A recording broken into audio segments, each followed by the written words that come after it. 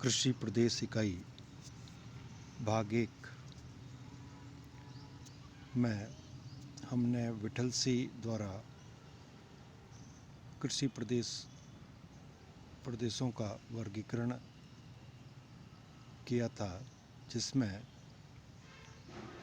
अवधारणा तथा उनके वर्गीकरण करने का आधार लिया गया था। अब भाग 2 में हम उनके द्वारा वर्गीकृत प्रदेशों को एक एक करके उनकी भौगोलिक विस्तार तथा अन्य भौगोलिक तथ्यों के बारे में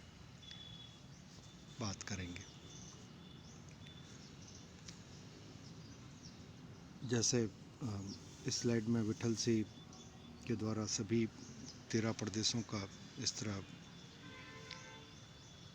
वर्गीकरण किया हुआ है। इस स्लाइड में ज़्यादा क्लियर आप देख सकते हैं कि पहला या नंबर 1 है चलवासी पशुचारण नोमैडिक हर्डिंग। इसका विश्व मानचित्र में जो मरुस्थल है, उष्ण मरुस्थल तथा वह पहाड़ी क्षेत्र जहाँ पर अन्य आर्थिक गतिविधियाँ जिसमें पारंपरिक रूप से की जाने वाली कृषि या अन्य स्रोत जैसे फिशिंग या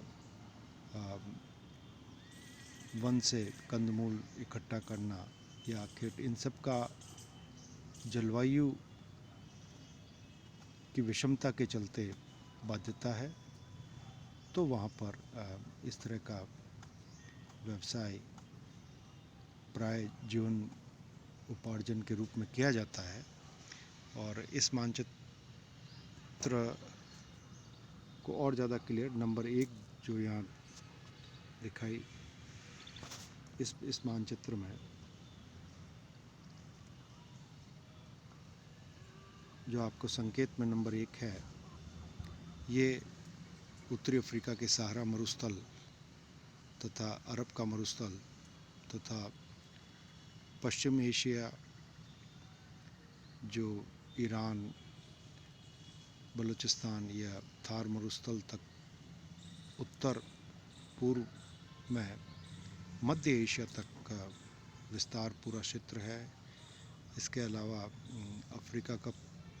पूर्वी पठारी भाग जो सोमालिया तक विस्तृत है, केन्या तंजानिया तक, यहाँ पर ये चलवासी पशुचारण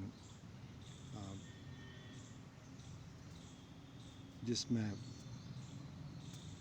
प्रमुखता रहती है, ऐसी कृषि की जाती है। इसको वापस एक बार देखने का प्रयास करते हैं हम पेन से मार्क करके। इसमें यह क्षेत्र आप देख सकते हैं जो ब्लू लाइन से है, सहारा मरुस्थल, अरब का मरुस्थल, या जो हॉर्न ऑफ अफ्रीका, ये पूर्वी rift valley, east African rift valley के पूर्वी पठारी भाग, इथोपिया कार्या, फिर यही आगे पश्चिम एशिया जिसमें थार या ईरान का मरुस्थल है, तथा मध्य एशिया का भाग जिसमें काराकुम या किज़लकुम तुर्कमेनिस्तान मरुस्थल, तथा पश्चिमी चीन जहाँ तिब्बत का पठार या पूरा गोबी मरुस्थल है, मंगोलिया तक का पठार, ये भी इसमें आता है। तो ये पूरा ही विस्तृत क्षेत्र नंबर 1, यानी ये जो है नंबर 1 वाला रीजन है। इसकी अन्य विशेषताओं में जैसे यहाँ जो भी अधिक शीत या उष्ण यानी जलवायु विषमता के कारण यहाँ फसलें संभव नहीं है, इसीलिए यहाँ पे भेड़, मवेशी, बकरियाँ, ऊँट आदि पाल कर लोग ये पशुचारण करते हैं। और प्राय वो चारा या ख़त्म हो जाता तो उन्हें घुमक्कड़ या खानाबदोश जीवन अपनाना पड़ता है और ये पशुपालन भी उनके साथ ही रहता है। ये पद्धति यहाँ अपनाई गई है और यहाँ पर फसल उत्पादन हेतु प्राकृतिक दशाएं क्योंकि अनुकूल नहीं है